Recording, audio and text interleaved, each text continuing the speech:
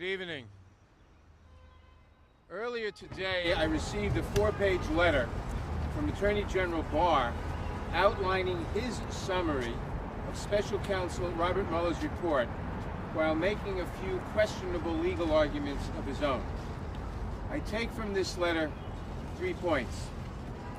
First, President Trump is wrong.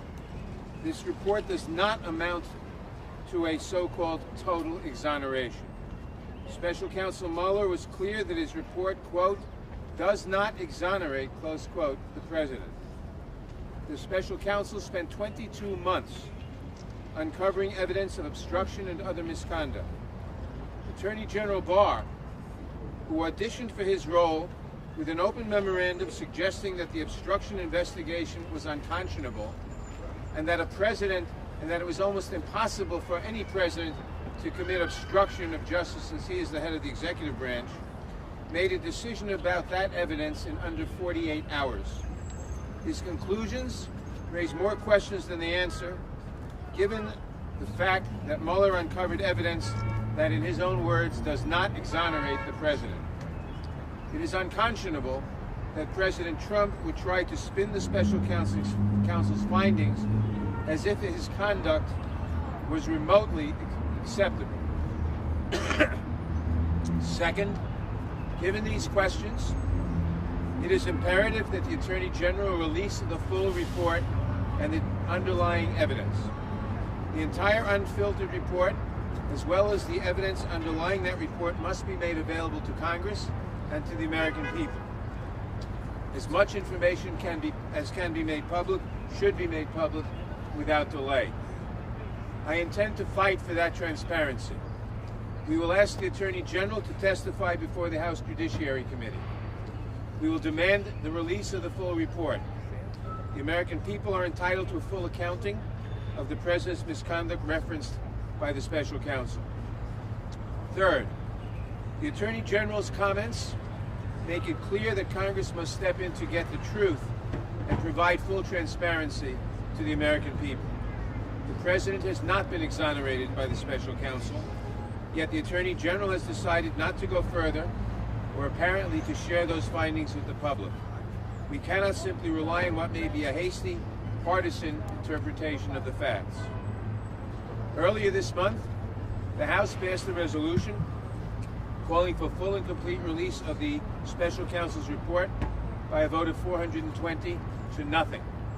We now call on the Attorney General to honor that request, to release the report and the underlying evidence, and to appear before the Judiciary Committee to answer our questions without delay. That's the statement. Thank you. Take a few questions. Take a few questions. Nadler, NBC. The President's legal team is saying. Can't hear you. Sorry, the President's legal team is saying this is exoneration, and it's going in opposite of what the special counsel is saying.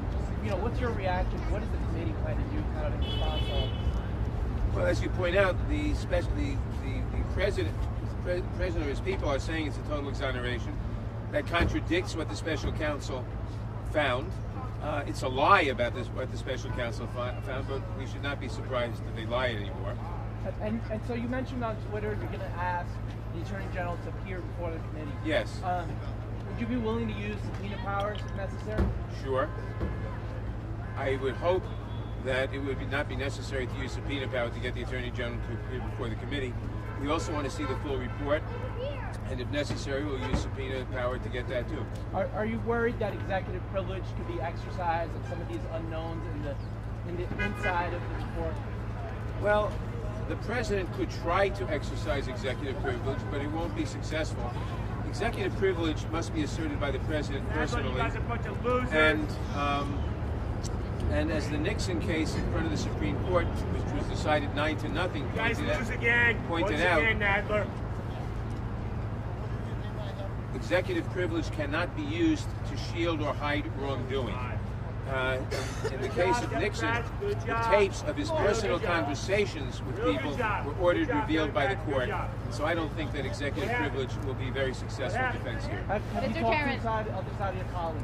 Okay, other questions. There's other questions. ABC News. The Speaker and Leader Schumer are tonight questioning what they say is the Attorney General's bias. Is that fair, and do you have confidence in the Attorney General? Well, it is fair. And in fact, I questioned it, if you listen to what I said. He auditioned for his job by writing a 19-page memorandum giving a very extreme view of obstruction of justice and of presidential power, and saying basically that no president could really commit obstruction of justice. And given the fact that the special counsel found ample evidence of obstruction so as not to be able to say that they're not guilty of obstruction. So he said we're not exonerating the president. After 22 months, for the Attorney General reviewing that record in 22 hours is a bit much.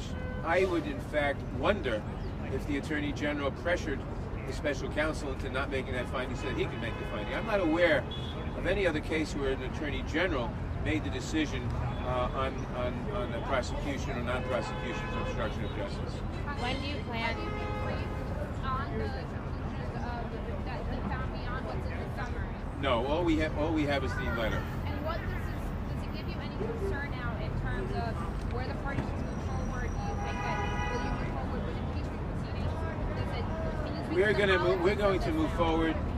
We're going to move forward with our investigations of obstruction of justice, abuses of power, corruption, to defend the rule of law, which is our job. It's a broader mandate than the special prosecutor had. His mandate is only for crimes. We're going to press forward with that, and as part of that, we're going to press forward with getting the entire report and the underlying evidence so that we don't have to recreate it. One last question. Mr. Chairman, when do you plan to bring Barr in? One last question. Anybody else? Question over there. Last question. So the report found that he's not fully exonerated. What does that mean? What's the next step? It meant that the special prosecutor said that there was a lot of evidence which would lead one to think he should be indicted, and evidence to the contrary, and that he didn't make that decision. Now, it's, as far as I know, unprecedented for a special prosecutor not to make that decision one way or the other, and certainly unprecedented for an Attorney General to arrogate to himself that decision, and certainly unprecedented for an Attorney General who campaigned for the role by saying presidents can hardly ever commit obstruction of justice. All right. Thank you very much, everybody.